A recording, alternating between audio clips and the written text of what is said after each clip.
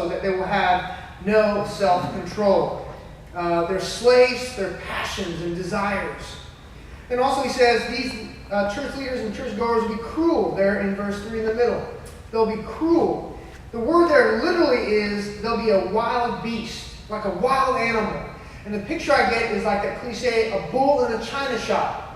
That there'll be this massive animal just doing whatever, knocking over china and breaking stuff. They don't care about anybody around them at all. They don't care who gets hurt, who gets destroyed, as long as they get their way. Because you know why? They love themselves. They love themselves. They don't care about others. And they will destroy and hurt others. They'll be cruel. They'll be like a wild beast. He says also in verse 3, they'll hate what is good. They'll hate what is good. And this is what the word means. It means literally, the things that normal people, even non-Christians, think are good things, they'll hate those. The things that all of us should love, they'll hate those things. So the picture I get, contemporary, would be, as we talk about fatherlessness, these fathers, these men who impregnate women, have children. They're flesh and blood, children. And rather than caring for them, loving for them, providing for them, nurturing them, they walk away. Irresponsible. And everyone says, how do you do that? How do you bring a child into the world? You're flesh and blood. They may even look like you. And you just walk away. You walk away. And he says the reason why is because they hate what is good. What normal people say, a father should love his own children. A father should take care of his own children. They just walk away. And again, we see it out there. But we also see it in our own lives as well. I forgot to mention this weeks ago during the series on fatherlessness, a message. So I was in Walmart one day getting some light bulbs in the Walmart light bulb aisle. And cell phones have changed the way we do things now. So it used to be phone calls, phone conversations were private. Now they're public, right? And so I'm in Walmart, light bulb aisle, getting some light bulbs. And this guy's on the cell phone with apparently a buddy. And he is basically cussing out the mother of his children. And basically saying to this guy, if I didn't have to pay for these DAMN kids, I could get the boat I really want. And I can't get this boat because of my stupid kids. And I'm sitting there going, you would trade your kids for a boat? They will hate what is good. Again, we see it out there, but it happens in here as well. He says also in verse 4, they'll betray their friends. The word there literally means they lack loyalty. They lack loyalty. And we see that in our world today, that we don't have loyal friendships, loyal marriages. We don't have loyal church members. We have people who bounce around, jump around at the hint of them being hurt or offended. I forgot to mention this. In verse 2, it says, they'll love only themselves.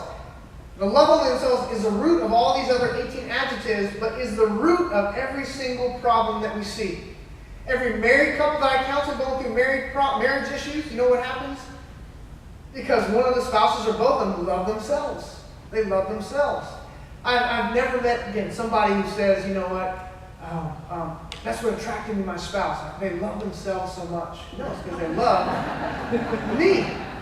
I've never met anybody who says, you know what, you love God too much. That's all your problems. You love God too much. No, it's because you love yourself too much. You love yourself too much. The reason why you're having problems in marriage and work and all that, not them. It's because of you. You love yourself way too much. And because of that, they'll betray their friends. It says also that they will be reckless. Be reckless, there in verse 4. The word there literally means to be like leading with your head. And I don't like to always overburden you with sports analogies, but it's a picture of like a football player who just is charging ahead, not even looking at what he's hitting. He says these people will be reckless. They'll be headstrong. Then lastly, he says at the end of verse 4, they'll be lovers of pleasure rather than God. Great translation. It's not like they have some love for God and some love for pleasure. He says they've got no love for God, and it's been replaced by a love for pleasure. Everything they do is about them and themselves feeling good. So he says, with all these things, you will know that we're in the end times. As you see these traits increasing, not out there, but in the church. In the church. And again, this is why I argue that these folks are Christian. Look at verse 5, one of my favorite passages of the Bible.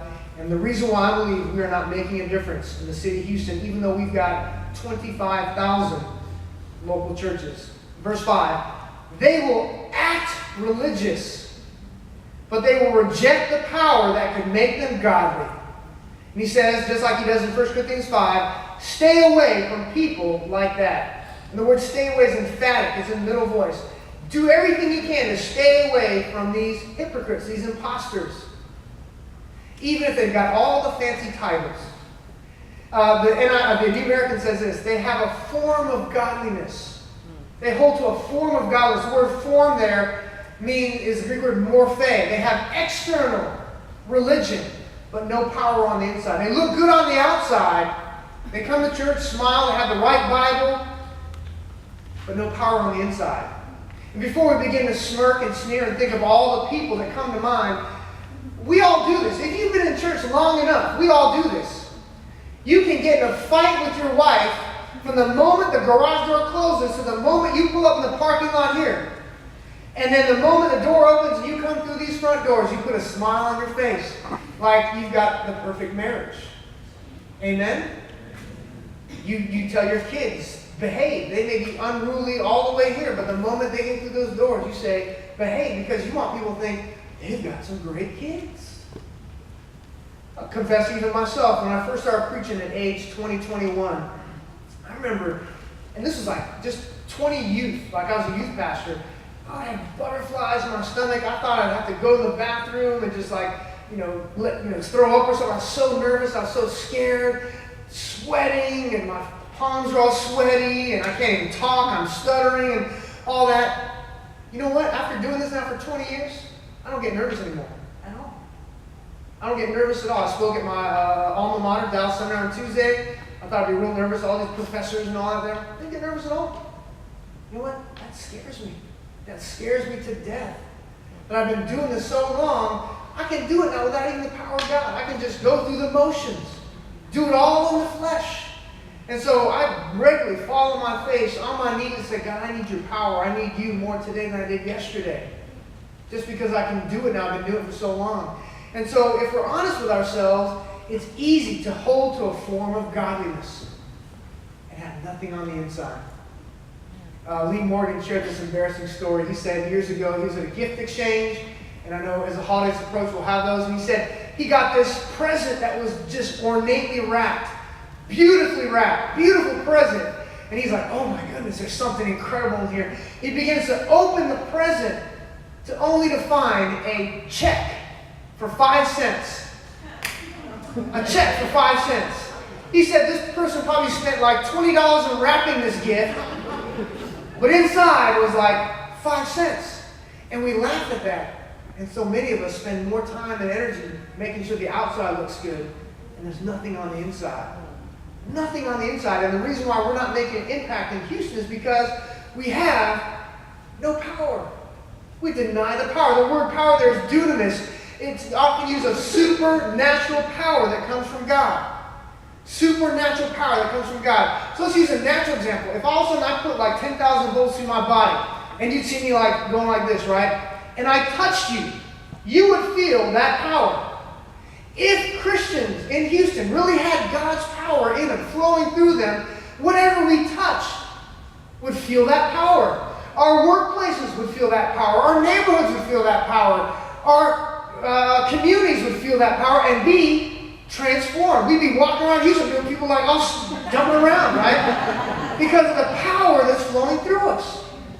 But my contention is this. The reason why we have recidivism, fatherlessness, and all that is because no power. No power. And this is what we've done. We have now accepted what I call substitute power. Substitute power. Many of us work day and night trying to make money because we think with money comes power. And it does. You have now financial power. But it's not God's power. It's not God's power. Many Christians in churches have now jumped in bed with political organizations because they say now we have political power. We have these opportunities to sway laws and all this stuff, but political power is not God's power. It's not God's power. In Revelation 17, you can look there later on. There is a religious institution during the tribulation, And it's called the Whore of Babylon. It's a religious institution that looks like the church. They have the sacraments and all this stuff. And it's called the Whore of Babylon because she is willing to jump in bed with whoever gives her power. It says that she's in bed with the kings because she wants political power.